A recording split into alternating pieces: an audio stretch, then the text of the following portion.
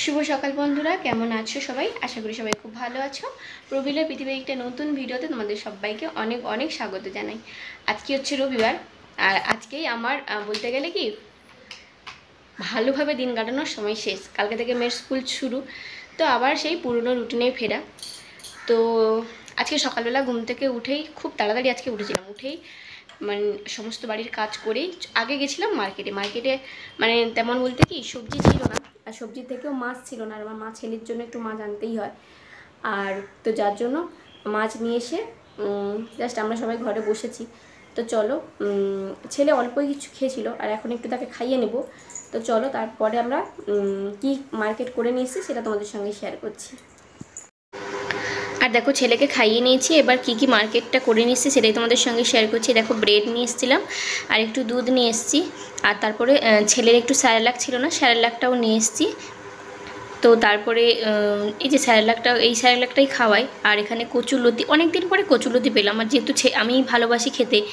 তারপরে এখানে কুমড়ো ডাঁটা, লাউ ডাঁটা দুটোই নিয়ে এসেছি, কারণ দুটোই আমার খুব পছন্দের জিনিস। আর একটু তরমুজ নিয়েছি, আর তারপরে 3 রকমের মাছ নিয়ে এসেছি। ঠিক আছে, তো 3 রকমের মাছ নিয়ে এসে এবার একটু বেশি দিনের জন্যই নিয়ে চলে এসেছি, বারবার যাওয়া তো সম্ভব হয় না, প্রচণ্ড রোদ বেরিয়েছে। আর যেহেতু ছেলেকে নিয়েই যেতে হয়, তো তাই একটু তাড়াতাড়ি করে একটু বেশি করেই নিয়ে এসেছি সবজিটা।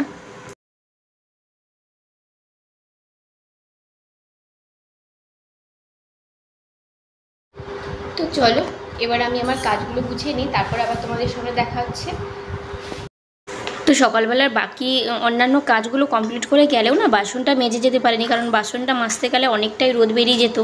তো যার জন্য আমি এসেই বাসনটা মাজা শুরু করেছি। বাসন মেজে তারপরে মাছ টাছগুলো একটু ধুয়ে টুয়ে রেখে দেবো, যেটা আমার লাগবে সেটা রেখে বাকি সব রেখে দেবো। এবার দেখো, আমি তোমাদেরকে আগেই বললাম বাসনটা বেজে নিয়ে তারপরে বাকি কাজ করব। আর ওইদিকে দেখো, বাসন মেজে মাছ টাছও ধুয়ে নিয়েছি। আর আজকে একটুখানি এনেছিলাম, কি বলো তো, চিংড়ি মাছ এনেছিলাম, আর বড় চিংড়া মাছ নিয়ে এসেছিলাম। তো একটা নারকোল ছিল, জল শুকিয়ে যাচ্ছিলো, মালাইকারি করবো বলেই বের করলাম। কচুরলতি ছিল, কচুরলতিগুলো দেখেছো কত মোটা মোটা, কুমড়ো শাক ছিল, লাউ শাক, সব শাকই ছিল। তো তোমাদেরকে দেখালাম। এবার আমি সবজি কাটতে বসে গেছি। আমি আজকে করব কি বলো তো, চিংড়ি মাছের মালাইকারি করব, আর কচুরলতি আর লাউ শাক ভাজা করব। কচুরলতিগুলো যেহেতু মোটা মোটা ছিল, তাই আর লোভ সামলাতে পারিনি, তাই আমি এনেই রান্না করতে বসে গেছি।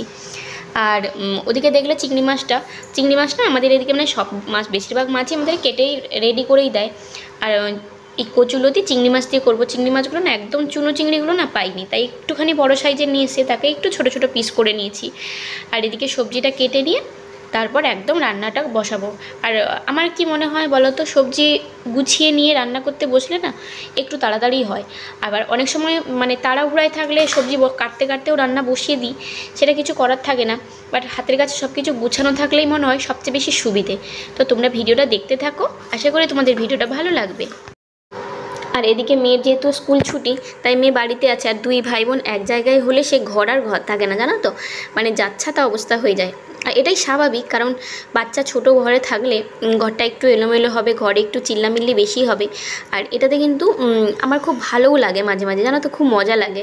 কারণ এই পিরিয়ডটা আমরাও পেরিয়ে এসেছি, তো আমার খুব এনজয় লাগে। তবে পুরনো কিছু কিছু কথা মনে পড়ে যায় যে হ্যাঁ, হয়তো আমরাও এরকম করেছি, আমাদেরও সময়টা এই জিনিসগুলো পেরিয়ে এসেছি। তো যাই হোক, আর ও পাশে মেয়ে পড়াশোনা করছিল, মেয়েকে পড়াতে বসিয়েছিলাম। আর ওদিকে যেই দিদি উঠে এসছে, টুক করে ছোটোটা চলে গেছে ও ঘরে।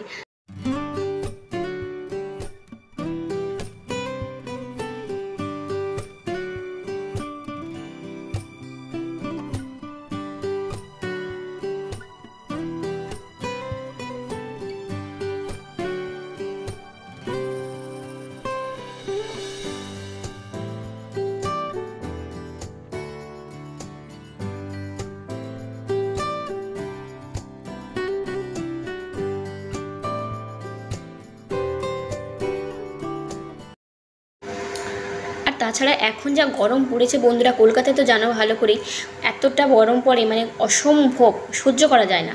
আর তার উপর এবছর তো আরও বেশিই গরম পড়েছে।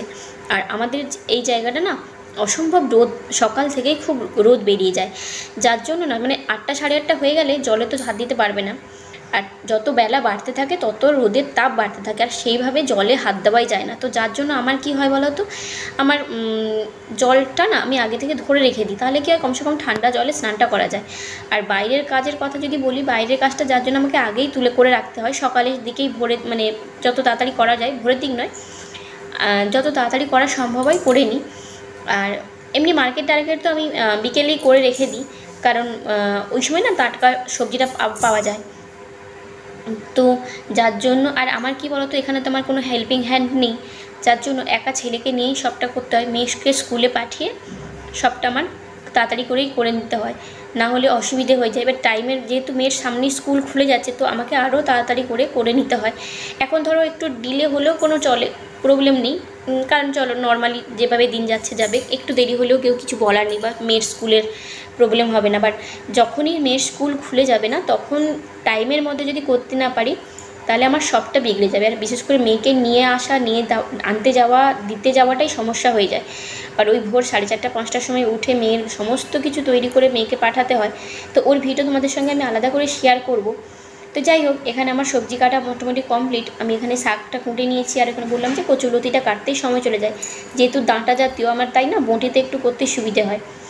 আর আজকে রোদটা দেখো, অসম্ভব রোদ পড়েছে, তোমরা বুঝতে পারছো কি না জানি না, বাইরের দিক থেকে তাকানোই যায় না। তো যাই হোক, আর আমি রান্নাটা করে নিই। আর এই দেখো আমার রান্না অলরেডি কমপ্লিট। এই যে দেখছো, লাউ শাক ভাজা করেছি পেঁয়াজ দিয়ে, আর ওখানে করেছি কচুরলতি। এই যে কচুরলতিটা, এই কচুরলতির রেসিপিটা না আমি আমার মতন করে করি, এই রেসিপিটা তোমাদের সঙ্গে অবশ্যই আমি একদিন শেয়ার করব। আর এই হচ্ছে আমার মালাইকারি। তো দেখো, আমার পছন্দের মানে খাবার হচ্ছে, আর আমার হাজব্যান্ডেরও কিন্তু খুব পছন্দের খাবার। আজকে যখন রান্না করছিলাম খুব মনে পড়ছিল হাজব্যান্ডের কথা। যাই হোক, তো এবার খাওয়া দাওয়ার পালা।